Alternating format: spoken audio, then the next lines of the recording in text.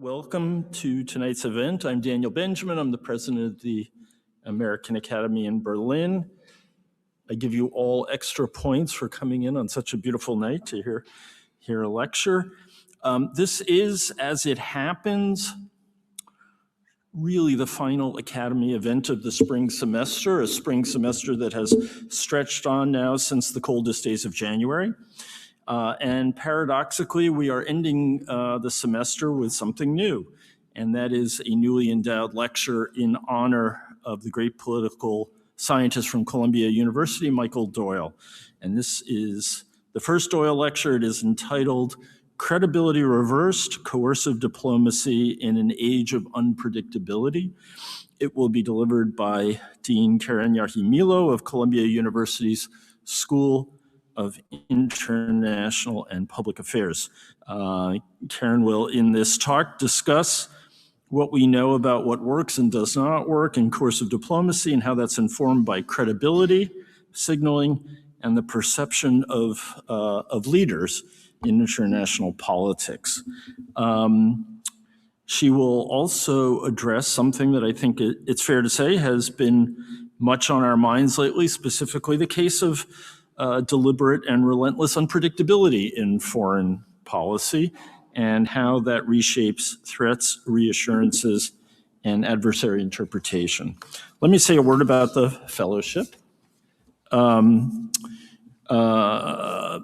Michael Doyle Lectureship, as I mentioned, not fellowship, sorry, was established this academic year with generous support, with the generous support of former U.S. Ambassador to Germany and Academy trustee Amy Gutman, who happens to not only be a great admirer of Michael Doyle as a political scientist, but also his spouse. And Michael Doyle truly is one of the great political scientists of our time, a fact reflected by his status as a university professor at Columbia. That is the top designation among the faculty there. And the Columbia Handbook notes that university professors are exceptional scholars with the highest distinction who have served the university extensively, and only 8 may have the title at any one time. Michael has worked on a wide array of topics. He's perhaps best known for his work on the democratic peace, building on Kant's insights, and he is well known for his very imposing book, Ways of War and Peace, and for his most recent work entitled Cold Peace, Avoiding the New Cold War. He is one of the relatively few political scientists of his stature who have been both a scholar and a practitioner of international politics. From 2001 to 2003, he served as Assistant Secretary General and Special Advisor to UN Secretary General Kofi Annan.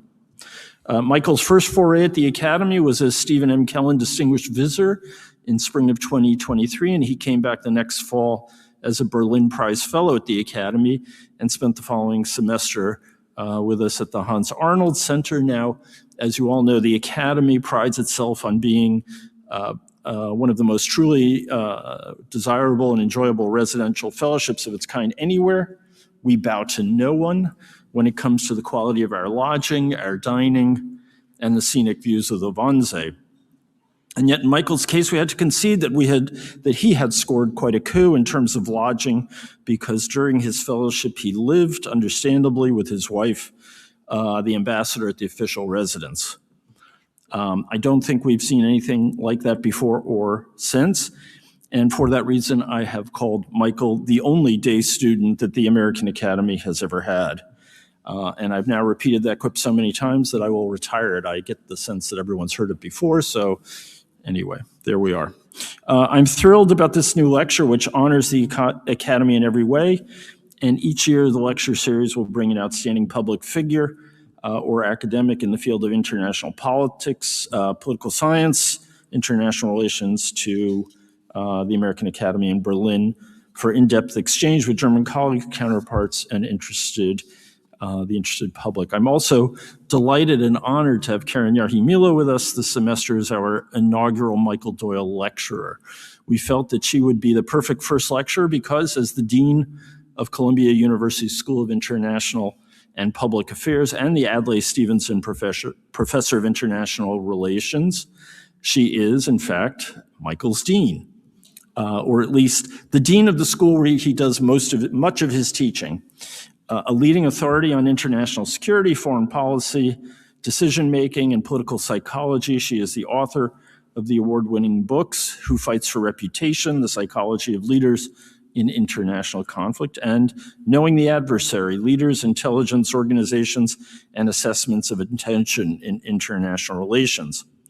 Her most recent book is a co-authored volume entitled Inside the Situation Room, The Theory and Practice of Crisis Decision-Making, and her co-author is former Secretary of State Hillary Clinton, with whom she is also teaching a course on the same subject at Columbia, and you've probably seen news stories about that. She and Secretary Clinton also co-founded the Institute of Global Politics at Columbia to create a hub for bold interdisciplinary and engagement with global challenges. She is widely published in all the top academic journals as well as in foreign affairs, and I think some of you may, if you read that journal, will be familiar a little bit with the subject of today's talks, and she published on exactly that issue there. The New York Times, the Washington Post, and the Atlantic.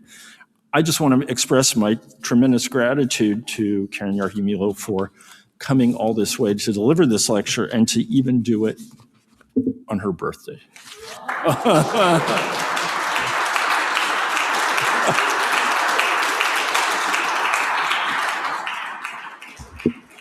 We will have cake and candles right after. Let me just say a little bit about the roadmap here. Karen will speak for about a half hour, and then she and I will join on stage for a discussion. Without further ado, Dean Yarhimilo, the podium is yours.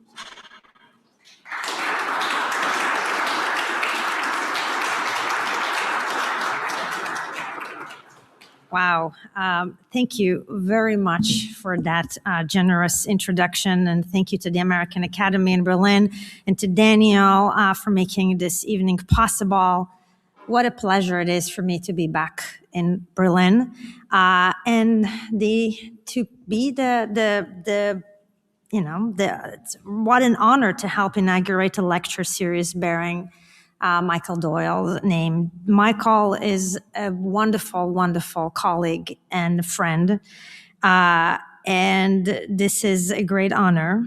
He is really one of the leading scholars of international affairs of the past half century, and his scholarship about liberal internationalism, democratic peace, great power competitions, and the way he bridges theory and practice. Those themes of his work resonate deeply with me, with what we do at the School of International Public Affairs, and will be very relevant for the talk that I'm about to give. So it is a big honor. So thank you so much for allowing me to speak today. All right. So there's a lot that I want to cover in this talk. And we're going to be a little bit more theoretical in the lecture itself and maybe more practical in the conversation. But I just want to give you a sense of where I am and about this topic of credibility and reputation that I've written quite a bit about. But really where the paradoxes and where the things that I'm still wrestling with and where we need as a community of scholars and practitioners really think about as we try to understand what is happening in the world today. So I want to talk about credibility and reputation, and I would say that few concepts loom larger in international politics. Policymakers invoke it constantly when discussing deterrence in Europe, alliance commitment in Asia, red lines in the Middle East today, great power competitions more broadly. We constantly hear about how the United States must preserve credibility, restore credibility, lost credibility. And where's this? Are we in the post-credibility world in some ways? And we can talk about this in the Q&A. So these phrases appear in every serious foreign policy speech, every strategic document, every think tank. And yet, for all the importance we attach to this concept, credibility remains surprisingly elusive. And if I randomly poll the people here in this room, how many of you think about credibility in relationship to mainly military capabilities? Anyone? Interest, protecting interest. Not a lot. Oh, I see a few, yeah. What about past actions? Past actions, reputation, a few. And what about how many of you think about it as a belief, as an emotional belief, how we think about ourselves? Okay. So here's all these definitions have serious scholarly defenders and all three are partly right. But one of the central arguments I want to make tonight is precisely this. Credibility matters profoundly, but not always in a coherent, rational, or even predictable ways our traditional theories have assumed. And the disagreement in this room about what it means, or even understanding on conceptualizing, is not a failure of knowledge. It reflects a genuine complexity in the phenomena itself. So let us just, wait on the present moment. Let's begin not with the definition, but a set of facts that frame why this conversation is urgent in Berlin in May 2026. On the 28th of February of last year, the United States and Israel launched coordinated airstrikes on Iran. Supreme Leader Khamenei was killed. Iranian nuclear and military sites were struck. And within days, Iran closed the Strait of Hormuz, through which roughly a fifth of the world oil passes, triggering what we know is the most severe energy shock since the 1970s. Most U.S. allies, NATO, were not consulted. Most declined to join. Spain denied the use of its military base. And the President of the United States called his allies cowards. He told that he was strongly considering withdrawing the United States from the Atlantic alliance that he'd built. We're now in the midst of the war and trying to understand where we are actually in the war with Iran. I mean, when I flew here, there was one reality of what was happening. Even in the last 12 hours, a lot of things are changing.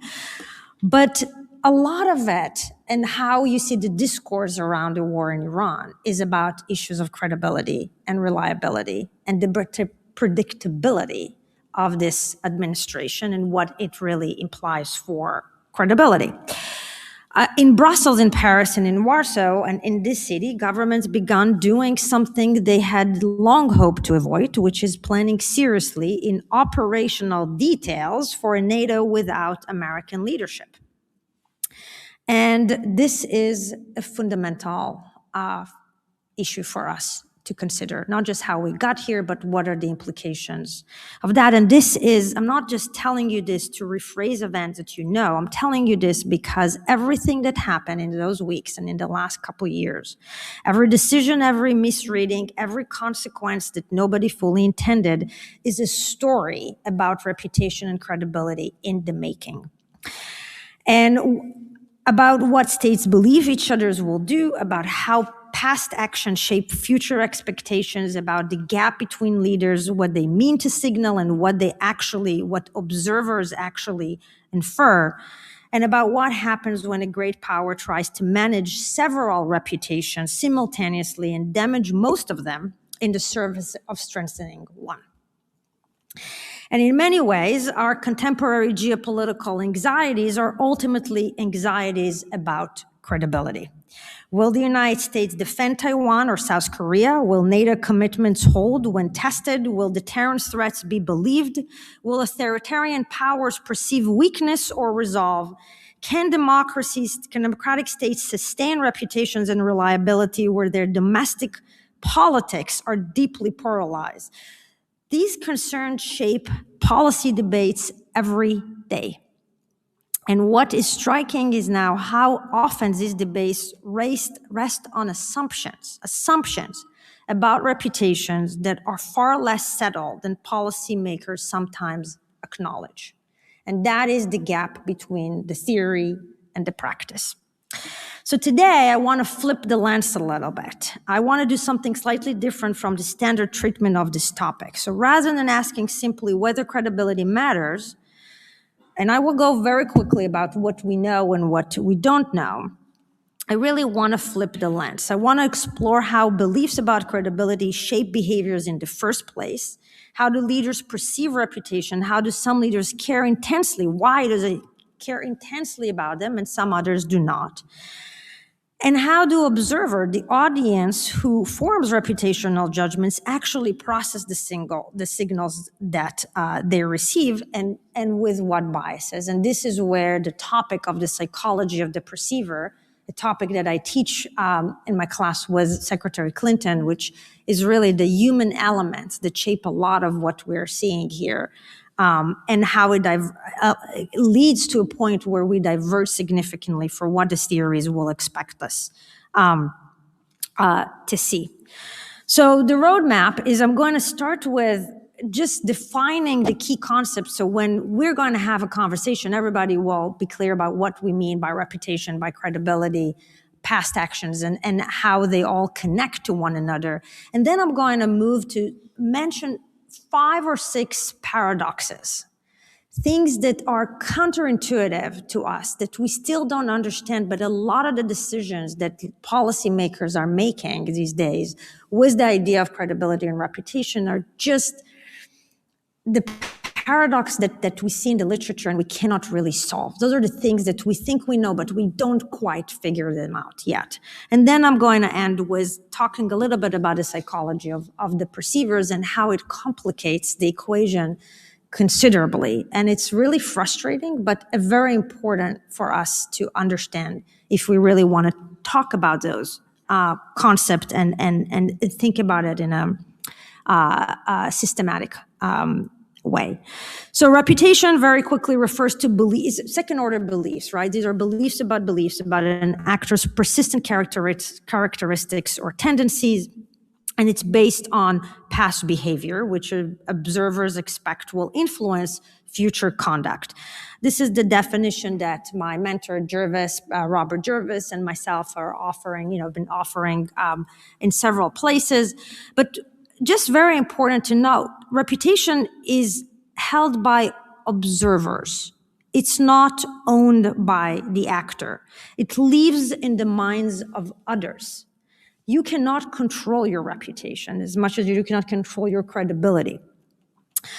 You cannot possess a reputation in the way that you possess a weapon or a treaty, and you can only act and hope that observers draw the inferences you intend. This is why reputations are structurally very fragile.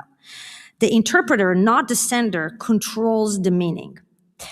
Also, we know that reputation is an inference from past behavior, not a direct reading of current intentions. So observers cannot see your intentions, but they can infer something about your characteristics from your past action.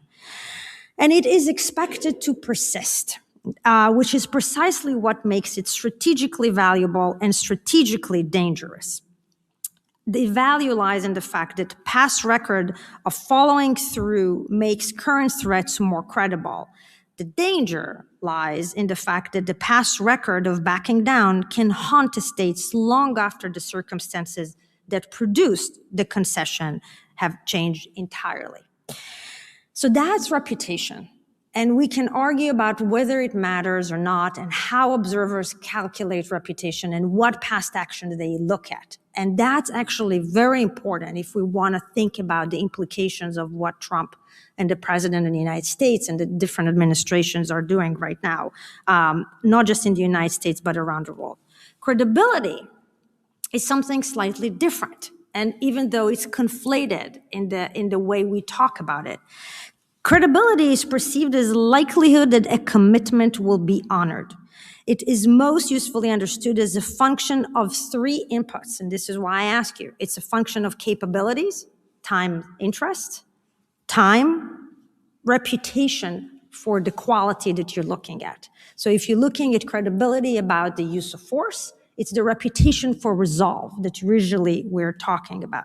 But you can replace resolve with, past action and reputation for keeping commitments or compliance with international law and so on.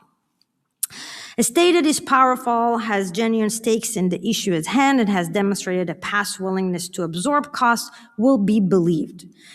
Now, this matter because, and I will get to it, credibility is in the eye of the beholder, just like reputations, right? That you cannot control.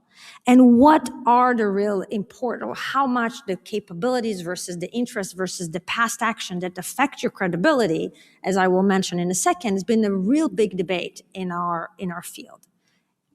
And then you will understand why it matters. And just to kind of close that loop, we talked about reputation for resolve, especially when it comes to the use of force. Resolve is really the willingness to absorb cost, to stand firm in the face of pressure. And this is obviously, in the literature, we talk about how to signal resolve, what it really is. A lot of debates about this. I'm not going to get to it, but that's really the gist of it. So if you think about credibility, capabilities, time, interest, time, reputation for resolve. So we've had in the literature 3 waves of kind of thinking about the importance of credibility and reputation. The first one, very briefly, was Schelling and the logic of interdependence, which was basically everything is interconnected. What you do here affects what happens, how others perceive you anywhere in the world. That was the logic of the Cold War. Korea mattered not only for Korea. Vietnam mattered not only for Vietnam. Every peripheral conflict was also a test of resolve in the central theater. That was, the issue of credit. Think about reputation as the most important part of how to think about credibility, right? The second wave, the reputation skeptics came in and said, no, actually, that is not the case. That was Jonathan Mercer, drawing on attribution theory, Darrell Press, who basically look at the record and say, we actually don't see evidence for this. We see that when countries calculate credibility, they look at power and interest. They rarely ever look at past action. So don't inflate the importance of behavior, because the other 2 variables are much more important.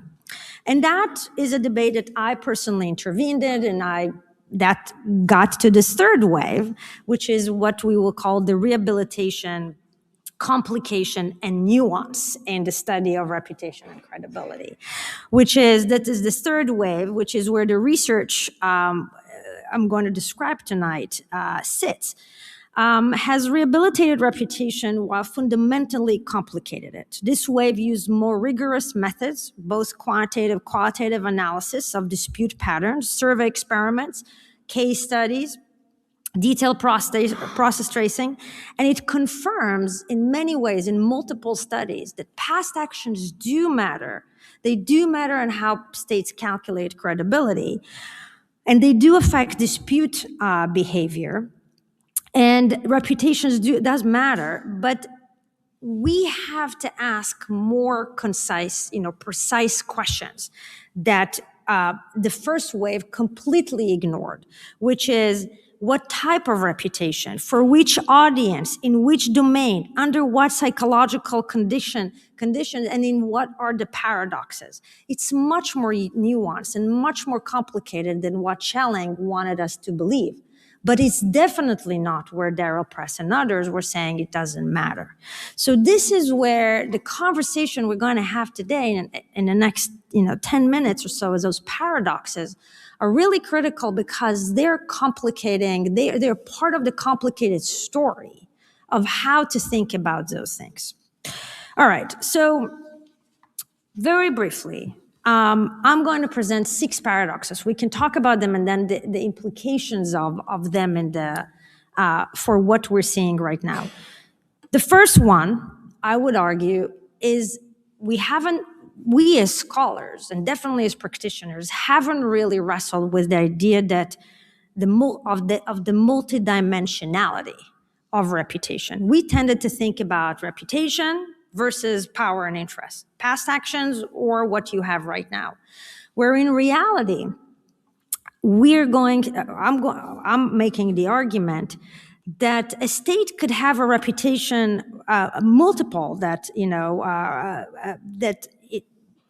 you can have reputations for different things that are actually very much interconnected. And this is a paper that we're publishing with Michael Golfin and Tyler Pratt. And our certain argument is that reputation are multidimensional and interconnected. They're not isolated traits neatly compartmentalized by issue area as we used to think. Foreign policy decisions often generate multiple reputation and signal simultaneously. So think about it this way. A state that violates international law may damage its reputation for compliance. But what we're finding is that at the same time that they're violating its reputation for compliance, guess what happened? They're increasing their reputation for resolve. And we're finding this consistently in our studies. And reputation dimensions can reinforce one another and can make one another like one, or be in tension with one another. And so I'm not going to have time to go into all of this. But what we find is that, for example, countries that back down because of international law might increase their reputation for compliance with international law. But they, from the perceiver's perspective, they just lost reputation for resolve, which has really significant and negative consequences if this is how observers process the actions of countries. And think about this in the context of Israel and Gaza and stuff like that, and you will see what the implications are. So the paradox that the first one is that complying with international law strengthens your compliance reputation, but weakens your resolve reputation. And violating it signals resolve, but damages compliance. There's no action that simultaneously maximizes both of those reputations. And leaders must choose which dimension to prioritize for which audience, knowing they cannot optimize for all of them simultaneously. So that's just the framework of really thinking about the trade-off between reputations, not among reputations, not between reputations and power and interest. And we're not there as scholars really wrestling with it and as policymakers understanding it. The second one that is also coming up, the second paradox also coming out of the literature, which is the democratic reputation paradox. So here what we see, this is the work that I've done with Jonathan Renshin and Josh Kurtzer, drawing on surveys from policymakers, real decision makers, and how they perceive both reputation for coercion and crisis decisions about the use of force in crisis versus winning wars. And here, believe it or not, democracies are seen as more likely to win wars. They have a better reputation for winning war, but they have worse reputation for actually winning in crisis and in coercive diplomacy. Maybe it's not surprising given what we're seeing now happening in Iran as well. They're seen as having a reputation for lacking resolve. And the same institution that make democracies effective and legitimate, war fighters, public deliberation, coalition building, accountability, are precisely the features that undermine their deterrent capabilities and the credibility in crisis that precedes war. And that leads to the next paradox, which is the features that make democratic commitments credible in war, accountability, public support, institutional legitimacy, are the same features that make democratic threats less believable in the crisis that precede war.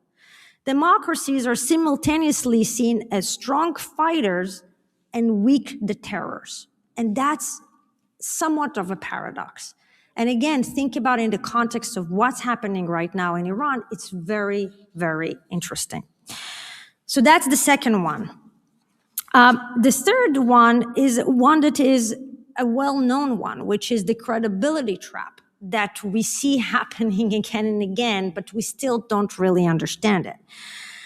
If maintaining reputation for resolve requires following through on all the commitment, and if the reputational cost of backing down are severe, then leaders will be drawn into conflict not because of the strategic stakes, but because of reputational stakes make the threats too costly.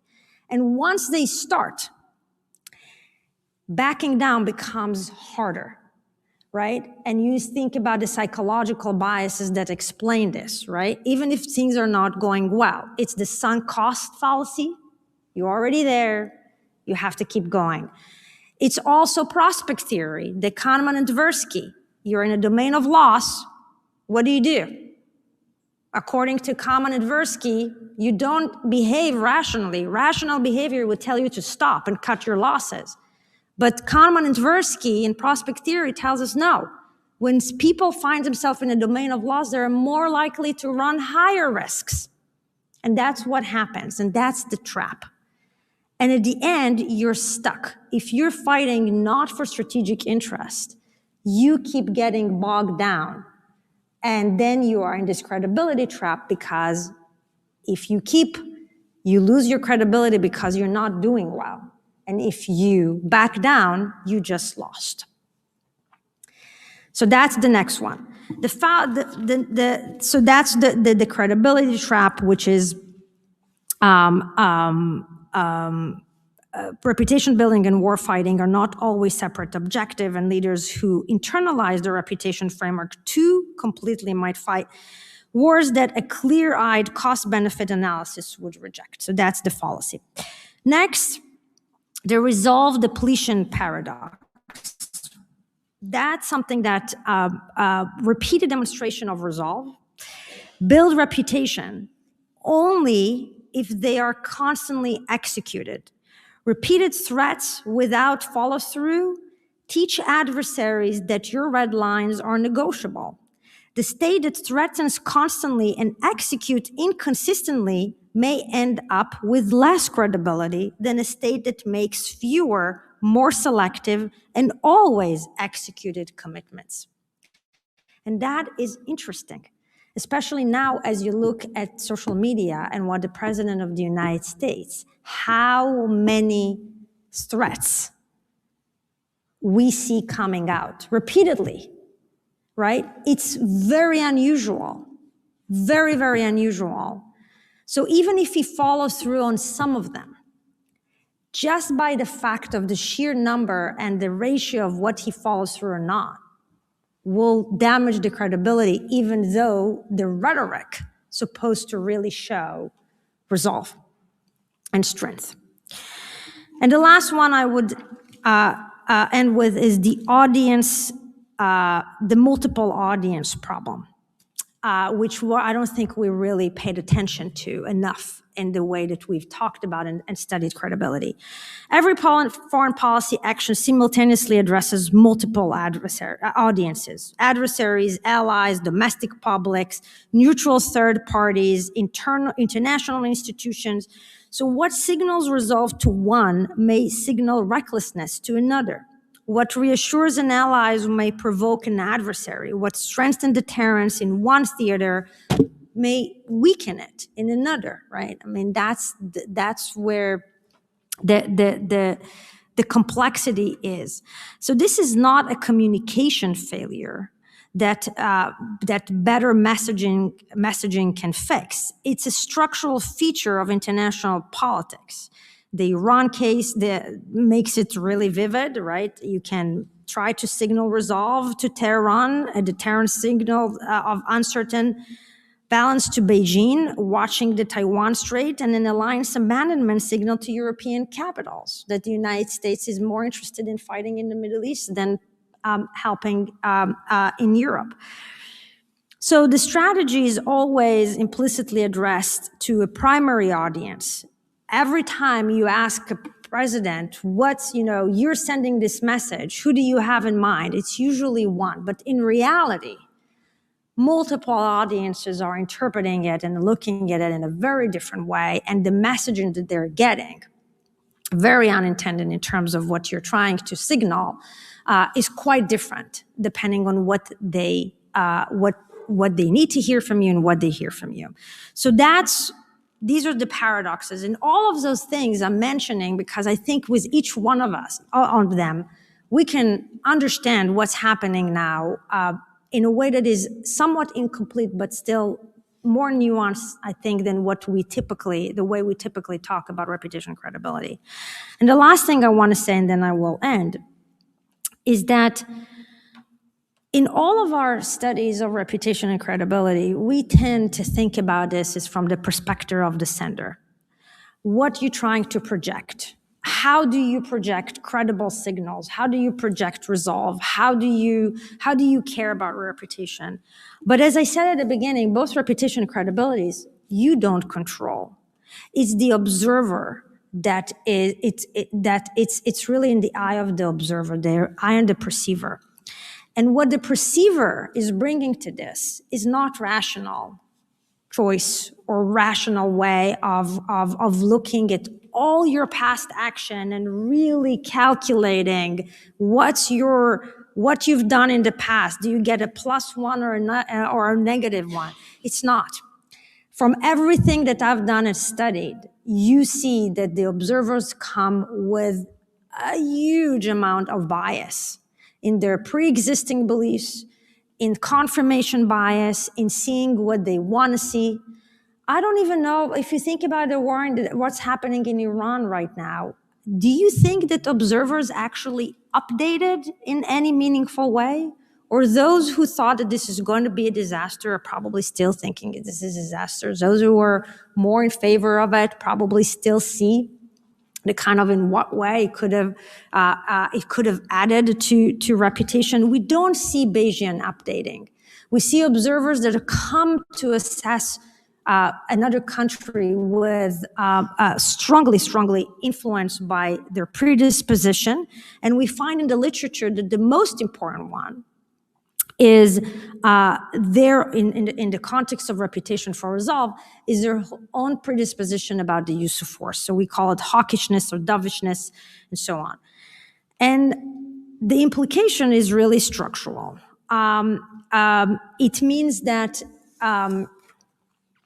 the way we think we signal is not perceived as such. The message that we want to send is not what observers actually interpret. And we don't understand the psychological mechanisms that really affect how they process information and how they make inferences, draw inferences about our resolve, about our reputation, about our credibility.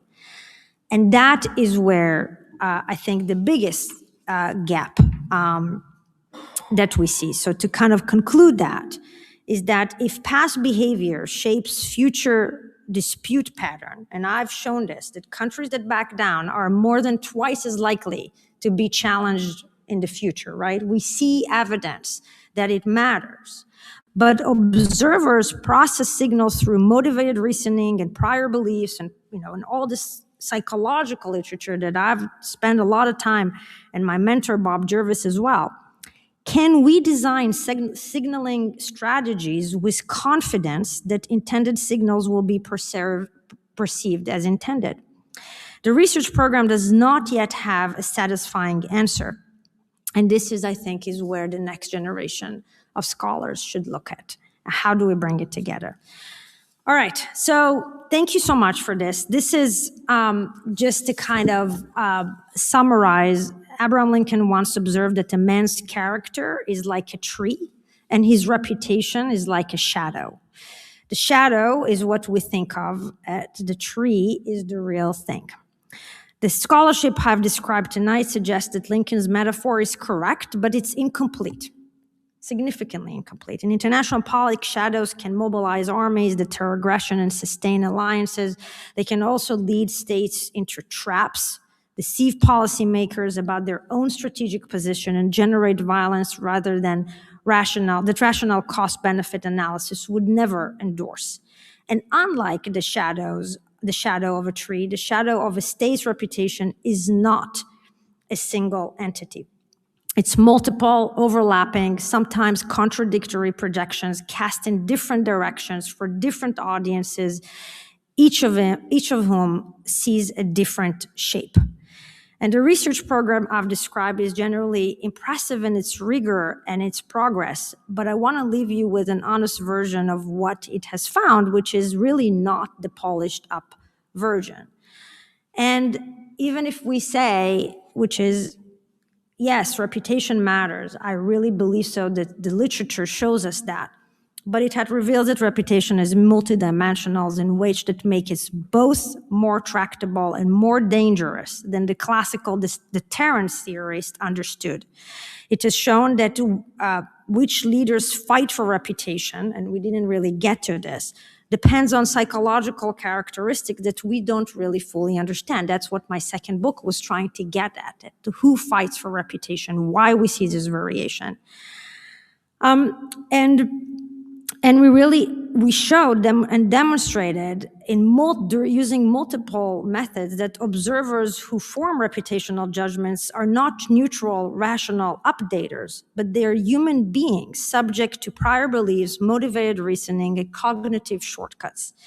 And that leaves us with a set of paradoxes that do not dissolve under analysis, and that require more work. And with that, I am happy to take questions and discuss the policy implications of all of this, so moving from the theory into the practice. Thank you very much.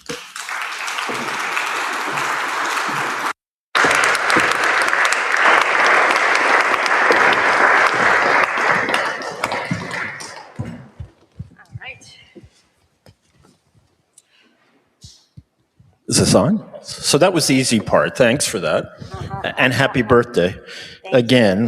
No, that was fascinating. And, it's where kind of international relations meets Jorge Luis Borges, or the lady in Shanghai in the Hall of Mirrors. So I'll bring it down to earth at 1,000 miles an hour. Which leaders do you think have managed the credibility challenge best?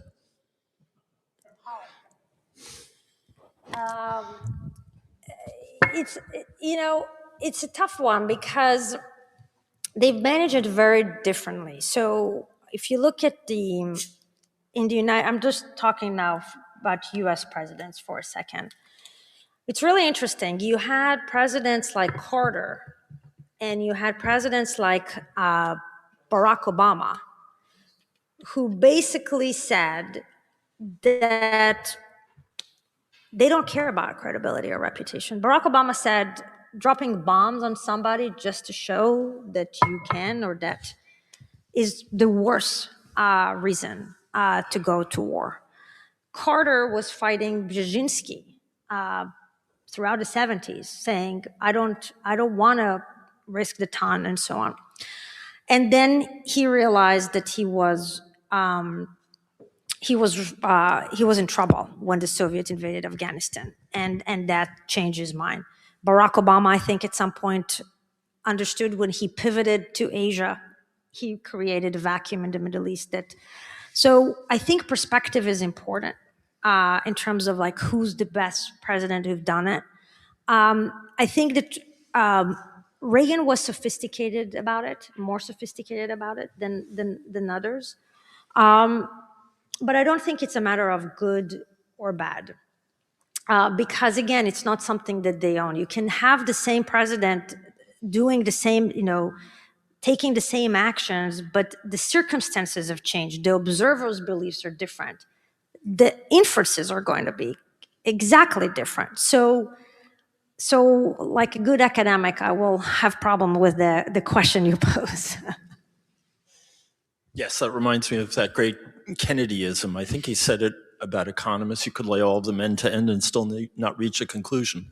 Well, so I think that Carter and Obama both reflect the era that I grew up in. Certainly Obama and I are exact contemporaries, and that was the era when credibility was about the dirtiest word in international relations theory, because we had stayed in Vietnam for years and years and years to maintain our credibility.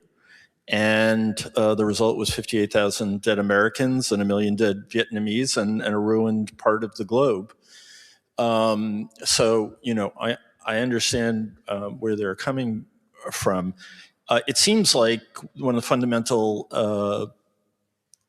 fundamental paradoxes of credibility is that engagement almost always affects it in a radical way and in a totally unpredictable way. It seems quite clear that Trump thought that he was going to win the prize for showing greater resolve than anyone else by going after Iran for a second year in a row, and yet in the end has absolutely destroyed American reputation. Yeah, so I think that we are probably in a post-credibility world right now, and thinking through it. The first is that, going back to what you said, we are making an assumption that I just want everybody to sit with it. Do reputations adhere to states or to leaders? There is an assumption, and this is actually a debate in the literature, right? I mean, if you're talking about Trump reputation, is it American reputation? How much of it will change? How much of it, what will be now, even if you believe that the president's reputation does not necessarily mean the country's reputation, we're going to be in a place in the future post-Trump where the cost of doing business with the United States, the cost for the United States to reassure, the cost for the United States to deter is going to go up. All else equal. Everything I said about observables, but all else equal, that is going to be the case. And the more that we see, and gets to not reputation for resolve, but that's a signaling reputation. Signaling reputation means the gap between what you say and what you do. And that's where, we can debate about the United States reputation for resolve in terms of use military force and all that. Some people can debate whether it went up or went down. We don't know. The jury's still out. But what is clear is that the United States signaling reputation, which means what we say that we're going to do and what we actually do, has definitely been diminished. If we sign a commitment that we then withdraw from, or if there is a threat on social media and nothing happens, even though you should have followed the threat through, because the other side did not change their behavior, that is where we're seeing the most significant impact right now on the signaling reputation, and that's going to make the cost of doing business with the United States, either in terms of reassurance or resolve in the future, for sure, much, much, much higher. And then we're seeing very different interpretations of how to think about Trump in the context of resolve. Some would say the taco, he always chickens out. That's one interpretation. Another one, is no. I mean, he's maximizing on caring about the areas that he cares about, which is the Western Hemisphere. So maybe not him, maybe people in his administration. There you saw more consistency. In other places, less so. That's another way of thinking about spheres of influence. I don't necessarily believe that that's how he thinks about the world, but definitely some people in his administration.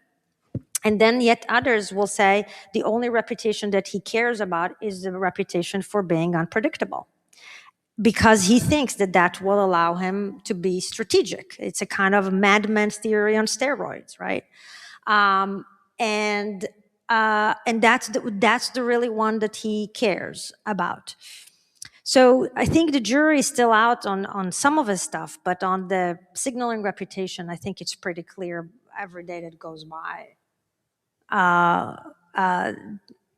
huge gap between what we say and what we do. And of course, the biggest worry there is that at some point, and we could be close to that point right now, he's going to say, maybe that threat to destroy their civilization wasn't such a bad idea, and I need to carry through on it instead of using it as a prod to get them to the table.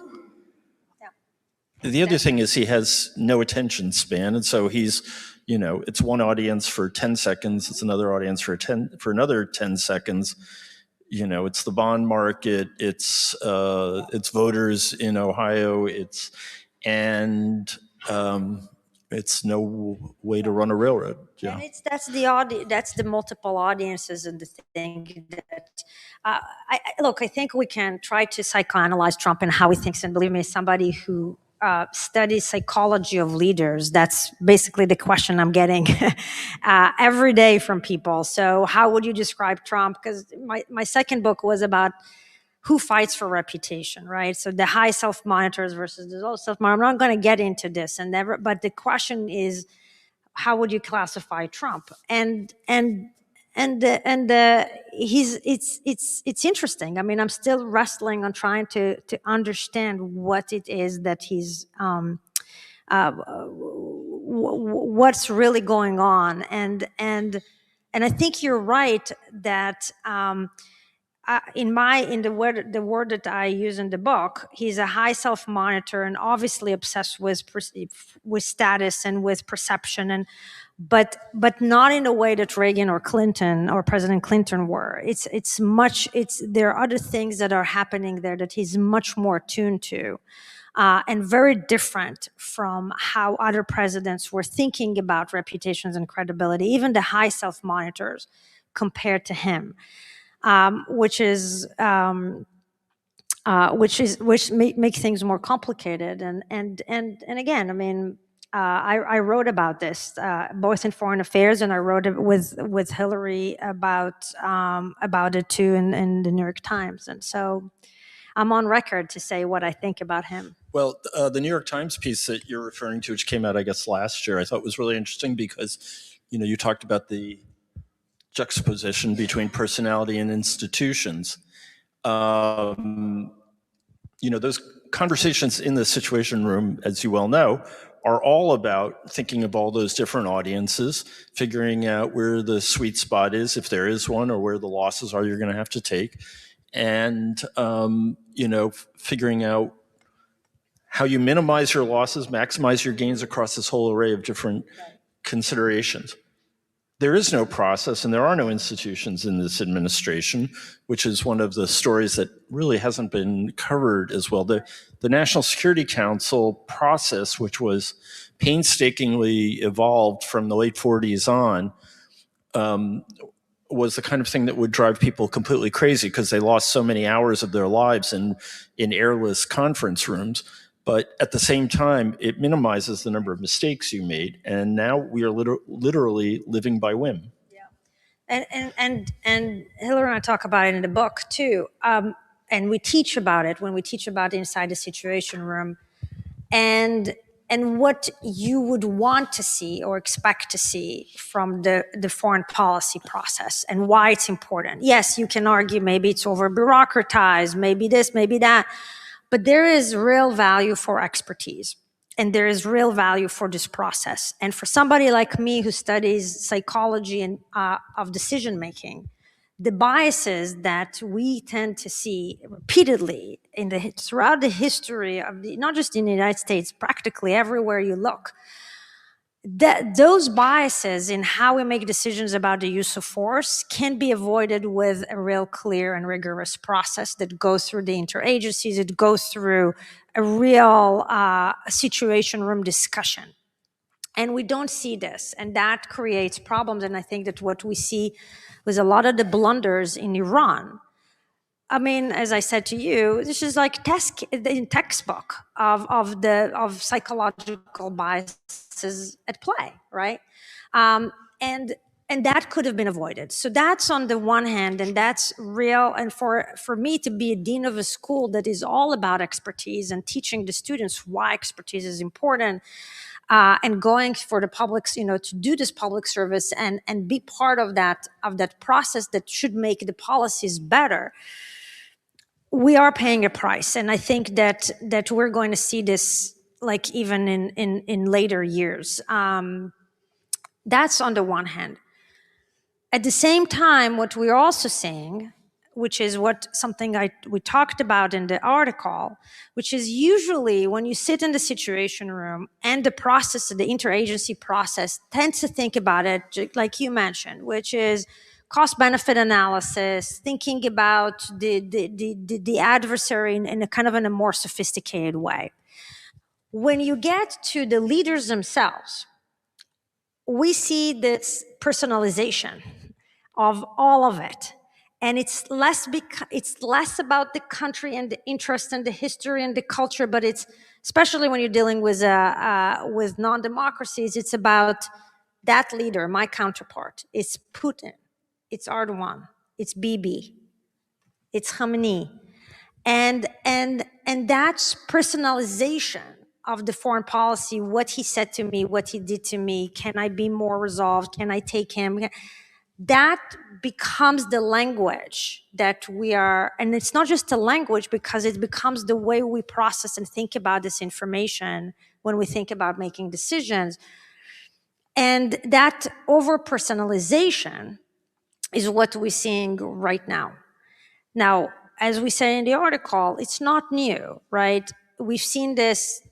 Look at, Chamberlain going to see Hitler in Munich, coming back and say, I think I established trust with him. Reagan and Gorbachev, the same way, right? It's always been the case that we see leaders assessing intentions and resolve of others. Khrushchev, when he saw Kennedy in Berlin, and he's like, oh, he's young and inexperienced, I can definitely challenge him. But what we see with this administration is that pattern on steroids. And that is going to lead to other fallacies and biases that we're seeing playing out right now. Wow. And I'm concerned about this. As somebody who studied those, yes, you can say it was great that Reagan and Gorbachev had chemistry and found a way to end the Cold War, and thank God that they looked at each other as people, because the intelligence organizations, the intelligence communities around them were telling them, no, Gorbachev is another Soviet leader preparing to fight for World War III. So yes, we have cases where it's good, but many, many other cases where this leads to huge miscalculations and fallacies in the way we process information and think about deterrence and signaling and so on. And that I am worried about. Yeah, well, a nickel for every American who thought that he had created a personal American leader, yes, personal exactly. relationship with either Vladimir Putin or any of the other Russians. That's a good point. I wanted to press you a little bit on one of those paradoxes that you enumerated, which was the sort of democracy paradox, that democracy is a trade-off for resolve. Now, yes, we all think that it's easier for Xi Jinping to send his troops into battle than it is for an American leader. But at the same time, the Soviets developed a very healthy respect for American resolve. I think if you go back even further, Tocqueville said, Americans are slow to anger, but once they're in the fight, they're unstoppable.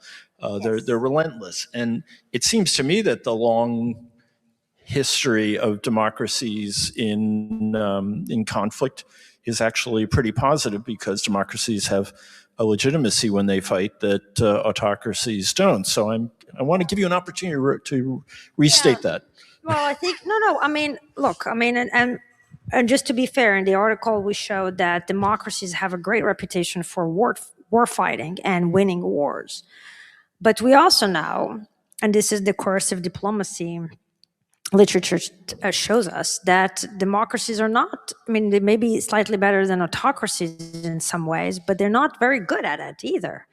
And what we're seeing in those, and I think now with more casualty aversion, and the idea of really how you define the national interest and the vital interest, in many cases of coercive diplomacies that are not happening over critically important or strategic, and we don't even know what you even mean by strategically important to the United States these days. It's ask different people, they will tell you different things. That puts democracies in a disadvantage in crisis and coercive diplomacy. And so we are, I think the democratic advantage that we tended to think that exists is eroding. And what's happening right now, by the way, with those kind of big, rhetoric about threats and not following through in the context of the crisis is further eroding the credibility of threats of democracies, which is what you suppose. I mean, if you know the literature on audience cost, like what democracies have the advantage, because when the president's supposed to, when it issues a public threat and he doesn't follow up on the threat, the advantage of democracy comes from the idea that that person will be punished by the public. And we're not seeing this. We didn't see this, by the way, with Obama so much when he didn't follow up on the red line. We're not necessarily seeing this happening right now.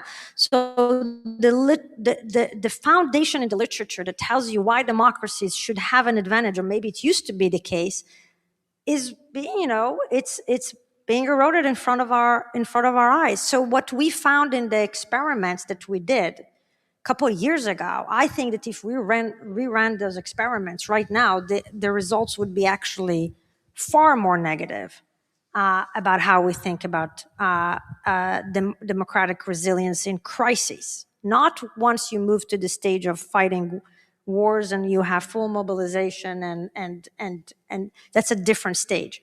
But in this coercive diplomacy stage, which we're not doing well to begin with, I think we have a reputation of not doing, we're doing even worse right now.